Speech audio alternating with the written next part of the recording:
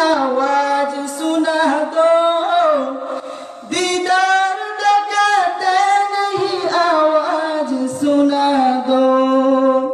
दुनिया में हूँ दुनिया का तलबगार नहीं हो, दुनिया में हूँ दुनिया का तलबगार नहीं हो। बाजार से गुजर हूँ खरीदार नहीं हो, बाजार से गुजर हूँ खरीदार नहीं हो।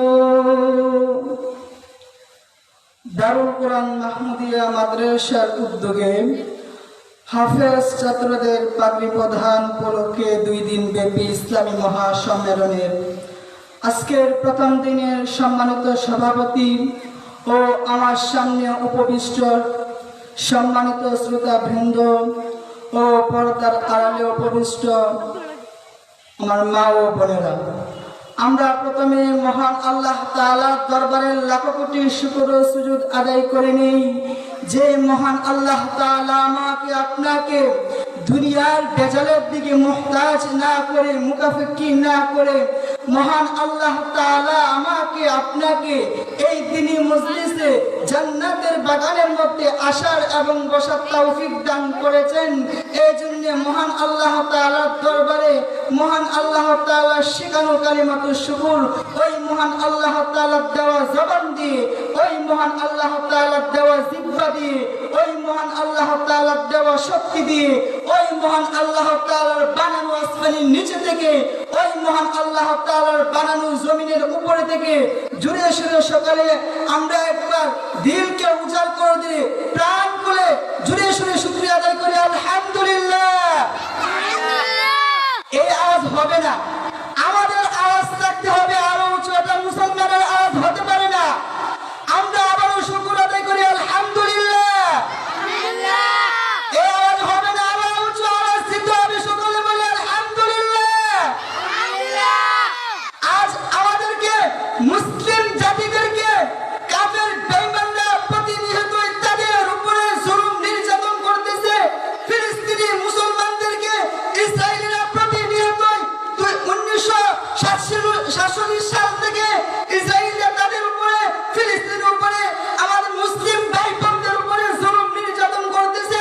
এখন আর দেখার সময় নাই কে আওয়ামী লীগ, কে বিএনপি, এবার দেখার সময় নাই কে ওয়াহাবি, কে সুন্নি, এবার দেখার সময় নাই কে চরমুনাই করে, কে আক্রোশী করে, এবার দেখার সময় নাই। এবার আমাদের এটাই দেখতে হবে আমরা হলাম মুসলমান, আর আমাদের ইমানি দেখতে হলো আরে মুসলমান তো এরকম হবে।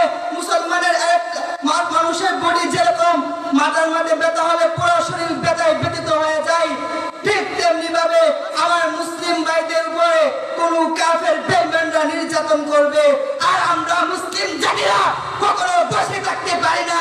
তাদের বিরুদ্ধে জিহাদ করতে হবে।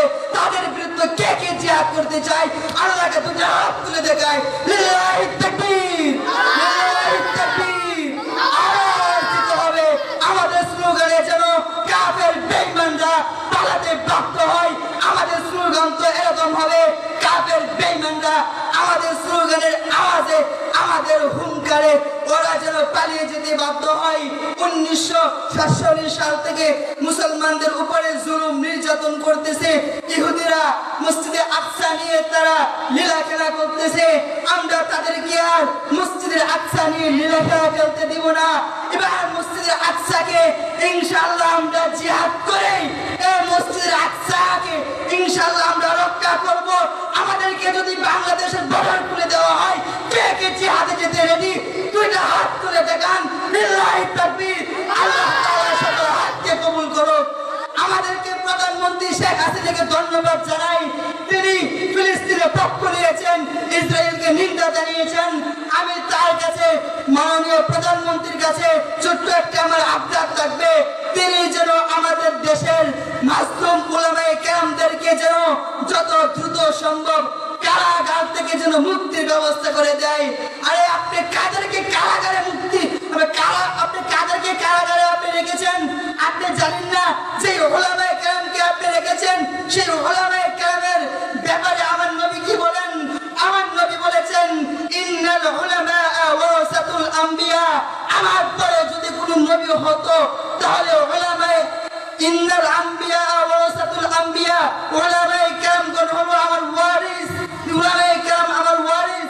সাহাবারা নবীকে জিজ্ঞেস করেছিলেন, ইয়া রাসূলুল্লাহ, ইয়া হাবিবাল্লাহ, আপনি তো সারা জীবন দুনিয়াতে থাকবেন না, আপনি যখন দুনিয়াতে বিদায় নেবেন তখন আপনার উম্মতেরা কার অনুসরণ করে চলবে? আমার আল্লাহ রাসূল বলেছিলেন, এই আমার সাহাবারা শুনে রাখো, আমি যখন দুনিয়াতে থাকবো না, দুনিয়া থেকে বিদায় নিব, তখন আমার উম্মতেরা উলামায়ে কেরামের কথা অনুযায়ী চলবে, উলামায়ে কেরামের পরামর্শ নিয়ে চলবে। যাদেরকে, যে উলামায়ে কেরামদেরকে আমার নবী তার নায়েব বানিয়ে গিয়েছেন, আজকে তুমি তাদেরকে মিথ্যা মামলা হামলা দিয়ে তুমি তাদেরকে কারাগারে বন্দী করে রেখেছো। আল্লাহর কসম খেয়ে বলি, তুমি যদি তাদেরকে কারাগার থেকে মুক্তির ব্যবস্থা না করো, আমরা উলামায়ে কেরামরা জিহাদ করতে কখনো দ্বিধাবোধ করবো না, মাঠে নামতে দ্বিধাবোধ করবো না। কথা বলেন ঠিক কিনা?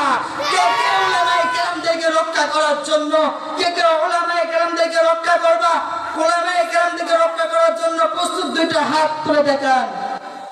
আল্লাহ তাআলা সকলের হাতকে কবুল করুক। সকলে বলি আমিন, সকলে বলি আমিন। ওয়া আখিরু দাওয়ানা আলহামদুলিল্লাহি রাব্বিল আলামিন। আলহামদুলিল্লাহ। এ পর্যায়ে আপনাদের সামনে অত্যন্ত গুরুত্বপূর্ণ বয়ান পেশ করবেন